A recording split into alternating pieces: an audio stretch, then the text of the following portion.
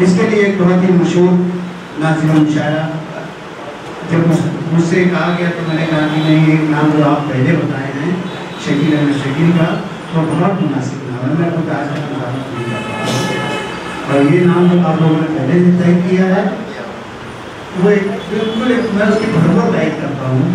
تو آج ان کی باتیں رکھی اور ایک بینر ہے بس زیر اہتمام گرم صاحب گلشن آبادی، اس کا بھی پاس رکھتے ہوئے شکیل احمد شکیل صاحب نے حکومت کی نظامت، اور میں ہر سیدھے گزارش کر رہا ہوں آج کے ناظرین المشاعرہ جو اعزازی مشاعرہ ہے شکیل احمد شکیل صاحب سے وہ بیٹھ کے آئیں اور اپنے کارروائی بات بڑھائیں۔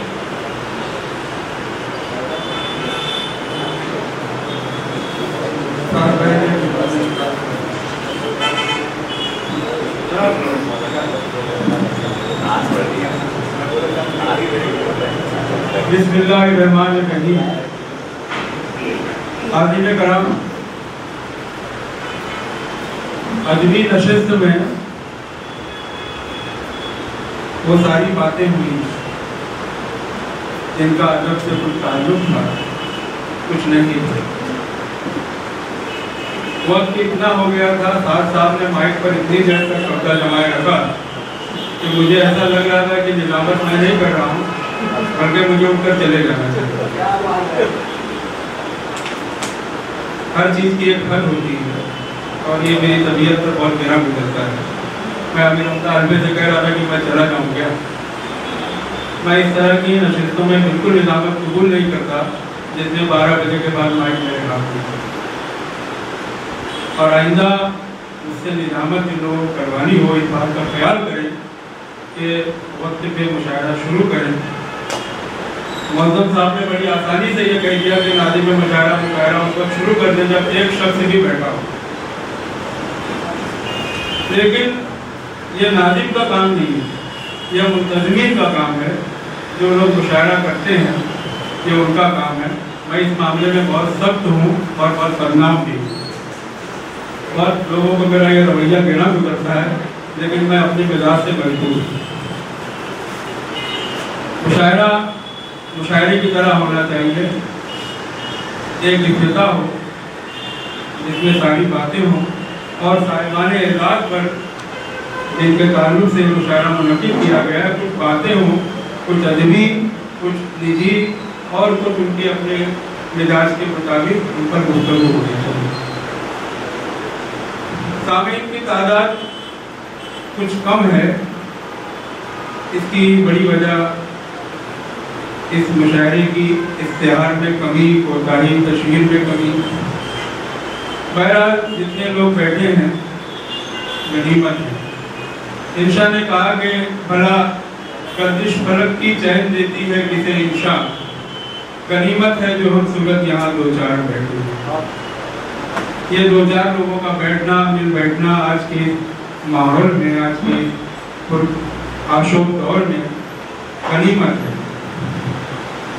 آج کی صدارت فرما رہے ہیں محترم مومن جان عرب رہبر صاحب، جنہیں پورا شہر احترام کی نظروں سے دیکھتا ہے۔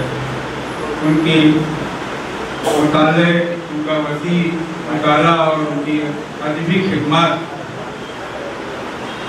رہبر صاحب کرپا لینے ہیں۔ اس کے علاوہ کئی کتابوں کے خالق ہیں، سالہ سال سے ان کے قلم سے جو الفاظ نکلے ہیں وہ ہمارے لیے مثل راہ ہیں۔ آج کے صاحبان اعزاز میں ناصر صاحب جو جونپور سے تشریف لائے ہیں، ہندوستان کے مختلف علاقوں میں مشاعرہ پڑھتے رہے ہیں، ادب کی شمع جلاتے رہے ہیں۔ دلکش صاحب بھی ان کے ساتھ ادب کے میدان میں ایک بڑا نام ہے۔ بڑا نام میں ان معنوں میں نہیں کہہ رہا ہوں کہ وہ رسالوں یا کتابوں کے ذریعے، مشاعروں کی دنیا میں ادب دو حصوں میں تقسیم ہو چکا ہے بغیر کسی اعلان کے۔ ایک وہ ادب جو کتابوں میں رہتا ہے، نصابوں میں رہتا ہے، اور ایک وہ ادب جو مشاعروں میں رہتا ہے، نیٹ پہ رہتا ہے اور ہوا کے دوش پہ سوار ہوتا ہے۔ میں उन दोनों हजरात का इस्तेकबाल करता हूँ।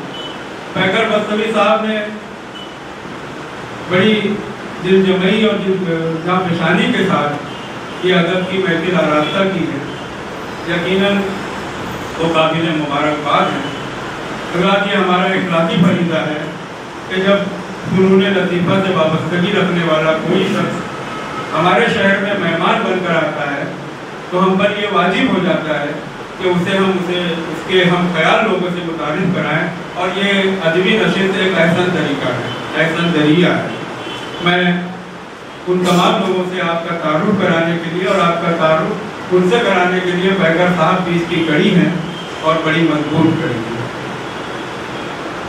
इससे पहले कि शेरी दौर का आगाज़ किया जाए, मैं हमद के कुछ जो अजीज नबील साहब की किताब के पहले सफ़े पर तहरीर है, उस हमद को भिवंडी में सबसे पहले मैंने पढ़ना शुरू किया अपनी निज़ामत में, और मैंने 50 जगह अपनी निज़ामत में उन नज़्म को पढ़ा है। रुबाइया नज़्म है, अब माशाअल्लाह कई लोग उसे पढ़ रहे हैं।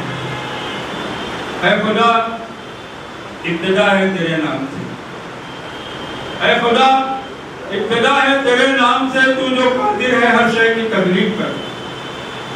ऐ खुदा इब्तिदा है तेरे नाम से, तू जो कादिर है हर शय की तकलीफ पर। तू के सबसे बड़ा और सबसे जुदागाना फनकार है।